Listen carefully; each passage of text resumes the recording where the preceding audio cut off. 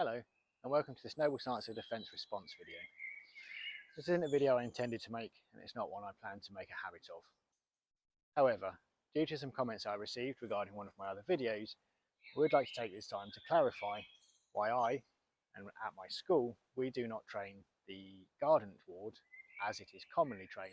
Now, before I go ahead, I'd like to mention that this is historical martial arts. We are interpreting a work that is 450 years old. It is not written in the common language that we all speak. It requires interpretation. Some of the words are not used the same, some of them mean something different, and so essentially, whilst the book that we are interpreting from is considered to be written in English, it is not written in English. It is written in early modern English, and therefore interpretation is required. Because interpretation is required, there can be no right or wrong answer. That which one person describes in one way, another may describe in another way. I have reasons for why I train the way I train, and other people have reasons for why they train the way they train. This is not to discount anyone else's system. This is not to discount anyone else's interpretation. This is merely to explain why I, in my interpretation, do not use the common method. So as far as I can tell, the common method of doing guardant comes in 4 ways. 2 options with the hilt and 2 options with the blade. The 2 options with the hilt is that I can have the hilt directly above my head, or I can have the hilt above my left shoulder. The other 2 options are with the blade. I can have the blade pointed straight down, or I can have the blade pointed backwards. If I'm incorrect in either of these, please forgive me. This is how I have interpreted it from the modern books and all the videos that we can find online. As far as I can tell, this is how people describe and practice the guardant ward, in their modern interpretations of the works of George Silver. The following is why I do not. The first reason is that to me, this has 0 martial application whatsoever. Unfortunately, that's how I see it. Some people see that it has martial application. As I say, that's fine. For me, I see no useful martial application. To begin with, it is called true guardant. The word guardant simply means guarded. This does not guard anything. At best, the blade is covering my left hand, which is my most useless tool in the fight. My entire right side, including my sword arm, are completely exposed. So for this reason, I do not see this as a true guardant, and I do not see it as a useful martial device, and I do not see it as the way it was described by George Silver. So let's then look at the way that George Silver described it. So to help me describe how George Silver presents the guardant fight, brought George along. He's going to carry out what is written in the text. He's going to carry it out as he sees fit, and then I will describe how I define it after that, depending on how I need to adjust what he does. So George, please, however you feel, you interpret what I read out. Yeah. Guardant fight, in general, is of 2 sorts. The first is true guardant, which is either perfect or imperfect. The perfect is to carry your hand and hilt above your head with your point down towards your left knee, with your sword blade somewhat near your body, not bearing out your point, but rather declining it a little towards your said knee, that your enemy not cross your point and so, that your enemy cross not your point and so hurt you. Stand bolt upright in this fight, and if you offer to press in, then bear your head and body a little backwards. Well, that's just doing it the way I do it. I know how. So unfortunately, George has been taught by me how to do this. So, first of all, hand and hilt above your head. So a little bit higher with your hand and hilt there. Yeah. So you'll point down towards your left knee. So you'll notice that George is standing with his left leg forwards. We have reasons for this from the text. There are two portions of the text where Silver very specifically mentions a foot. One is which you step out with your left foot to make a thrust, and the other is that you bring your left foot behind your right. If my left foot was not forwards, I couldn't bring it back behind my right.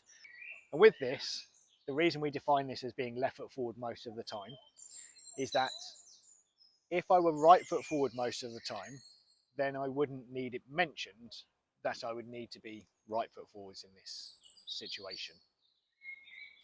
So if George holds his heel above his head, it can get tiring, and then step your left foot back to your right foot forwards. So you see here, George can still hold his sword away from him, but the text says, have your sword somewhat close to your body. Somewhat close, not directly against. So these are the portions where the interpretation is going to differ. So George, if you go left foot forwards. So, hand and hilt above your head. George's hilt is above his head. My hilt, in fact, we could just go about 45 degrees. Turn 45, yeah. So George has his hilt above his head. I have my hilt above my head. With your point down towards your left knee. So if you just do it as you would feel that you should do it. So again, my point is towards my left knee. However, I've chosen to point my sword directly at my left knee, whereas George is simply pointing his sword in the same direction as his left knee. Now, when I leave my house to drive to Brighton, Brighton is east of my house, I initially drive either north or south. If I wish to go to Brighton on the bypass, I would drive north, then west, then north, then in a great big circle before travelling east along the bypass to get to Brighton. Travelling being towards does not mean directly at.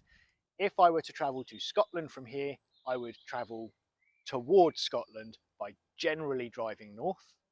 I don't have to be driving directly at Scotland all of the time. So for me, whilst towards your left knee, this is correct, this is towards my left knee, I personally prefer that it's simply in the direction of my left knee, which across and down. Of course, with my left leg forwards, I'm not bringing my sword downwards nor backwards because my left knee is forward. So even if I use this interpretation with my left leg forwards, I would still be a little more forwards. With your sword blade somewhat near your body.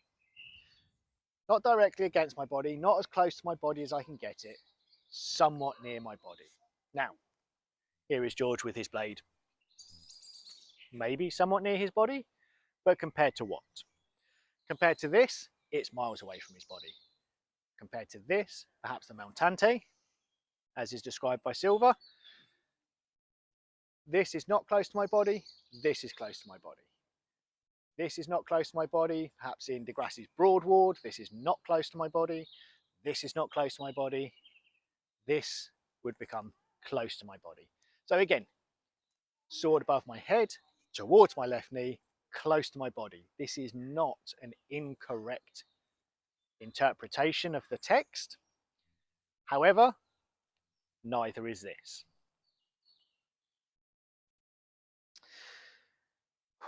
But rather declining in a little towards your said knee.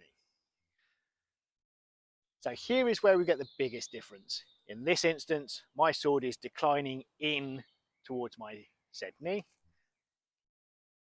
and this doesn't appear to be. This is still forwards. However, declining in can mean this, or it can mean this. declining in a little. Not in all of the way, in a little.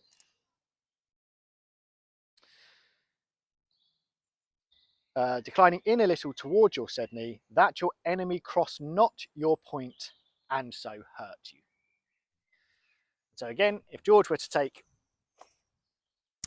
if I take this position, as is the common method, then of course, no, my opponent cannot take my point. If you try and take my point, well, look, he's right here.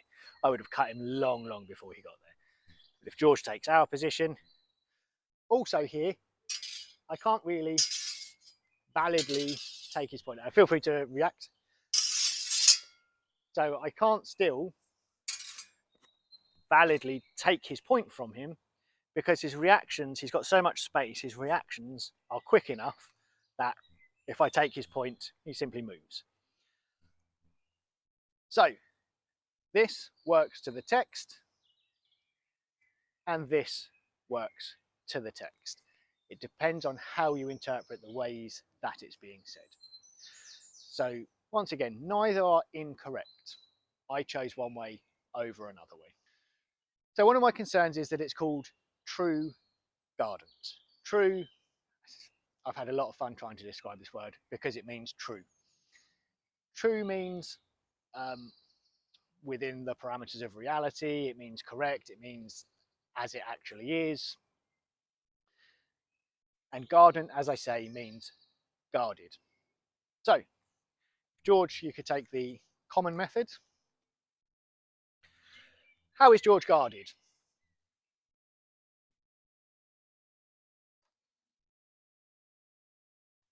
Poorly. Poorly is how he's guarded. He's not guarded at all, if you maintain that same method. The main issue I have here, that if I wish to cut directly across my opponent's sword, he will not have the strength to prevent that. I can cut easily into the edge of his sword, into the weak of his sword. If I cut higher and closer, honestly, it's here. His entire body is open. I can thrust into his left shoulder from this position. Yeah, this is with his hand above his hilt. Just turn slightly to the camera so we can see you. His hand is above his head, and yet his left shoulder is available for me to strike, and everything on the right of that is available for me to strike. However, more importantly, up, closer. Oh, sorry, how? It's, yep. To defend yourself, yeah. Imagine that. If I cut here, George, try and resist. Simply has no structure to prevent being struck. It does not guard at all, in my opinion. So to call this a true guard, I'm afraid I can't agree with that. So this also, to me, we're still on interpretations here, does not fit in with the concept of true space. Here, I have no space. My offhand even is stuck behind my sword, pinned against my body. Yeah. So, the other thing with true space for me is it then also doesn't prevent my opponent from gaining the place.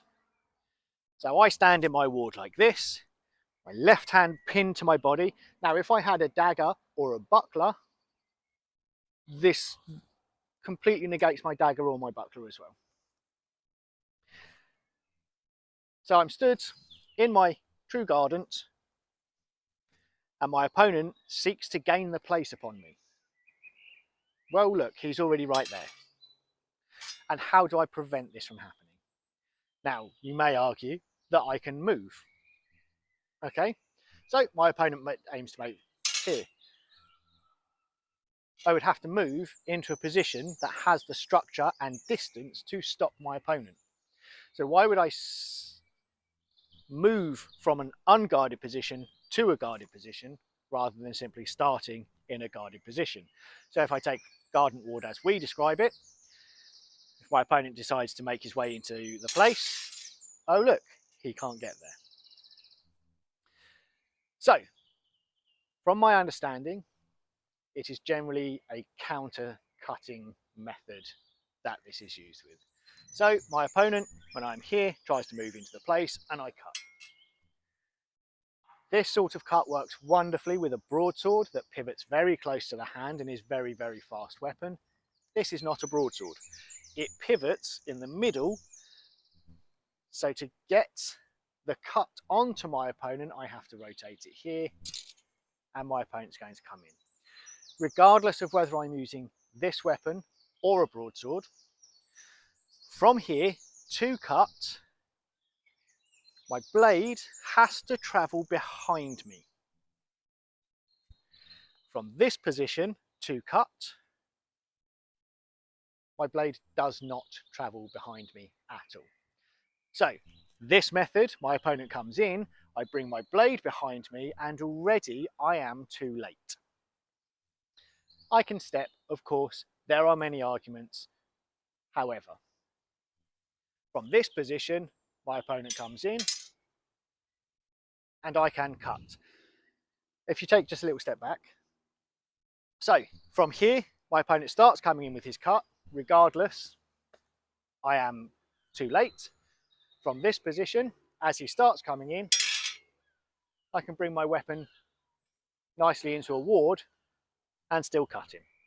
Yes, I understand that Silver says we shouldn't do this. However, it's a faster and safer option for me. What I can do is have the true space that if my opponent comes in, I have my dagger available to me. I have my buckler available to me. I have my hand available to me. So this method maintains true space in front of me and prevents my opponent from being able to simply walk into the place. So for me, this position here, my blade has no structure to bear a strike upon it, as Silver asks us to. It has, the blade of my sword acts neither in defense nor offense at this point. It is an inert object. It traps my left hand. It travels behind me before it comes forwards. There's too many things with this method that I simply cannot agree with as a martial principle. As I say, the way it's described in the book is correct. This is a correct method for how it's described in the book. But it doesn't work for me in the manner of martial application. Another argument that might be made is that this is similar to the hanging guard of every other text in the English martial system. Might just let that one sit for a little while. Every other martial text in the English system has a hanging guard here. So for some reason, George Silver had a guardant here, and then all of a sudden in 1600, everyone went, that's rubbish, should we do it like this? I'll leave that one sitting again for a moment. That would be the argument, that at one point in history, everybody in England who did martial arts decided that this was inadequate and this is adequate, thus suggesting that George Silver knows very little about sword fighting in the first place, surely. So again, if that's an argument we'd like to put forwards, that's fine, but it's not a very good one. So finally, we're going to look at some of the techniques in the book, because we're doing historical martial arts, right? It has to come from the book. So let's look at how George Silver tells us to use the guardant ward in the book, and whether or not we can use this ward versus that ward according to the book.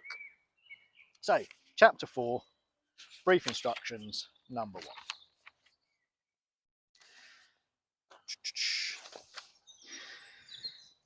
If your enemy lie aloft, either in open or true guardant, and strike at the left side of your head or body, your best ward to defend yourself is to bear it with true guardant ward. So George, if you wouldn't mind, from either open fight or true guardant, please strike to the left side of my head or body.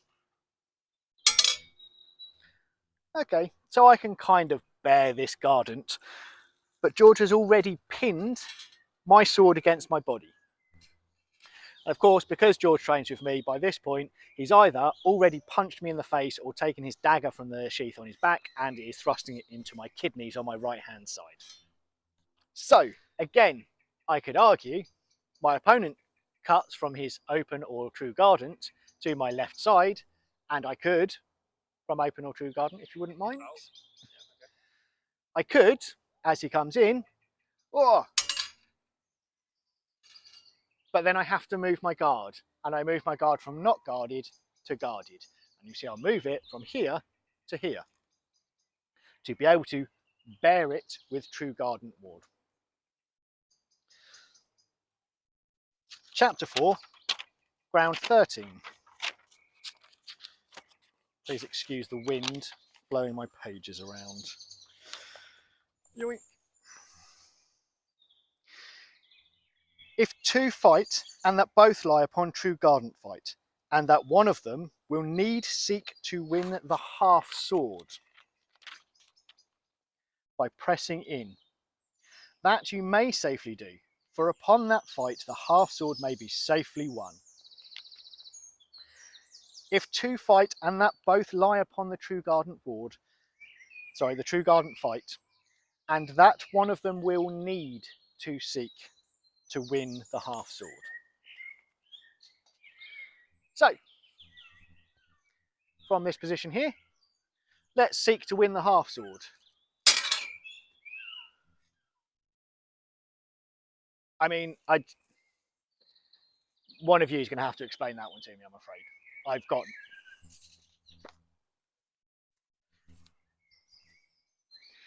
I mean, we could do a longsword cuddle.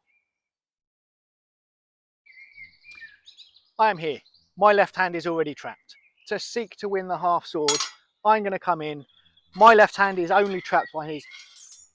If he is doing the guardant in the same manner, then we are simply both standing very, very close to each other with no weapons available to us. Our left hands completely pinned to our bodies. I mean, I could bite him. We're probably already dead at this point anyway.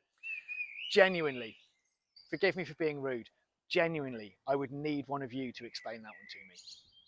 I have no explanation for that. Now, if I hold my guardant like this and my opponent holds his guardant like this, well, there's me safely winning the half sword. There it is.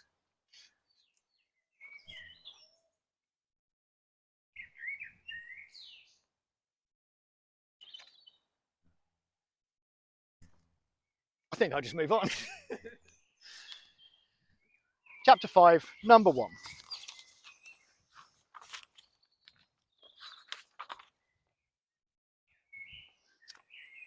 Just in case you're wondering, I'm using the Kessinger Legacy reprint version. This is the one that I found that has all of the text in it. I also use the online one on PBM, and I do have a 1912 copy. I just don't like to bring it out. But I do like to show off that I've got one. So, chapter 5, number 1. If your enemy strike at the right side of your head, you lying true guardant, then put your hilt a little down, mounting your point, so that your blade may cross athwart your face. So shall you make a true ward for the right side of your head, from the which ward you may instantly strike him on the right or left side of his head, or turn down your point and thrust him in the body.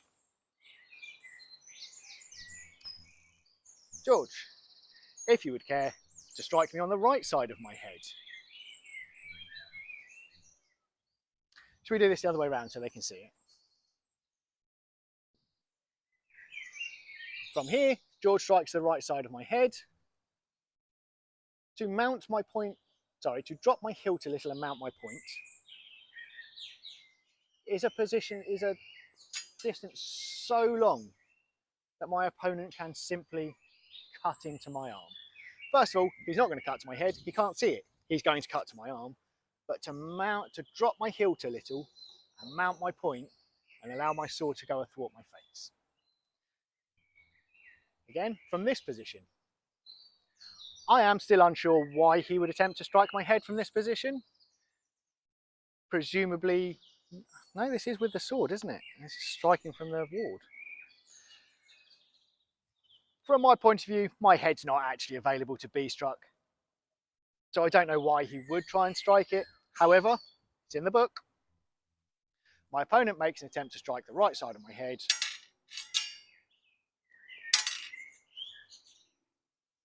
From which I can strike him in the right side of his head.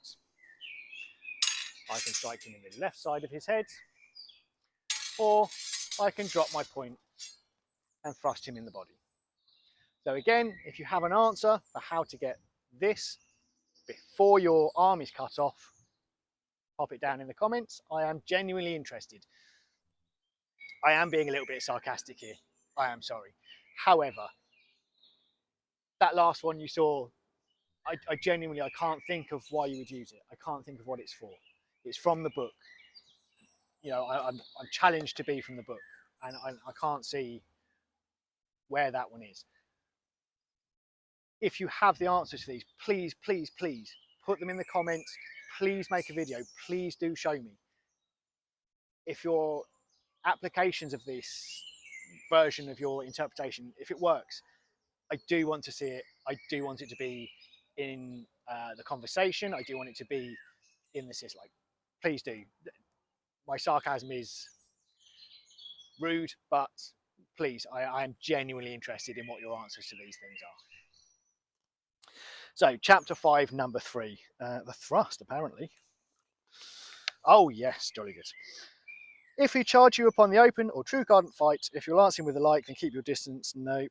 But if he thrust at your face or body, then you may, out of your guardant fight, break it downward with your sword, bearing your point strongly toward your right side.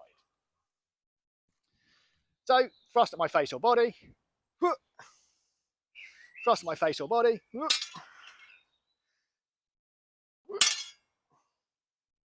I mean, I can get my distance, but at this point, again, either I'm trying to defend his thrust so close to my body that he's already through, like I'm going to struggle with this, or I'm going to move here, at which point this is my guardant.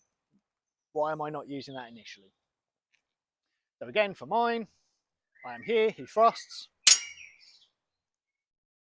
Again, bear strongly my point to my right side. And see how I defend his thrust, according to George Silver from his book. Chapter 7, that's interesting. Chapter 7, part 2. I've written Bastard Guardant next to it with a question mark. And the reason I've written Bastard Guardant with a question mark is because I don't think I've ever seen anybody who does a true guardant in this manner ever do a Bastard Guardant, which must surely be this. Either with my hands in front of my eyes or right in front of my mouth. Again, please, please explain that in the comments for me. If he's pressing in on the Bastard Guardant, so if you make Bastard Guardant as well. So again here, if we're looking to close, well, we're already closed. Look how close we already are. But again, if we're in this Bastard Guardant here, longer, here, now if my opponent looks to close, now I can roll around and I can keep his weapon away from me whilst I close and I take the grip of this. So again, yes, my dagger. Now I'm afraid I don't have my dagger with me. Again, buckler, exactly the same thing. However, when your swords are crossed, either above at forehand or below at guard. So above at forehand is irrelevant. Here,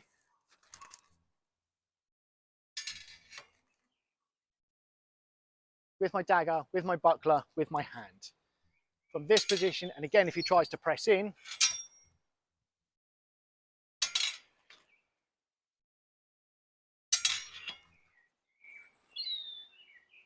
But if I'm in a bastard guardant here with my hand trapped, how do I beat his weapon strongly away from me? How do I make my space back? So again, true space. Here, I have the true space to operate my dagger and my buckler and my offhand as I need them in this space.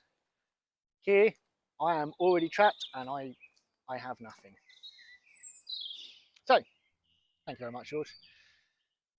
Again, please forgive me for being sarcastic during those techniques. However, the comments I have received suggest that I am incorrect. I don't believe anyone is incorrect as such. I have chosen a different way, and I've chosen that way for reasons. Where I have put the techniques in there, please, if you have the answers, can you please share them in the comments with us? I genuinely do want to know. I want to see how your system actually works. However, this video has been based on why I do not use the common method for the true guardant fight. So this has been a response. I don't plan on making a lot of them. This isn't where I want to go with any of this, but I thought I'd offer this one just to say I am considering what I do. Thank you very much for your time, and hopefully some questions have been answered and a discussion is opened in the comments.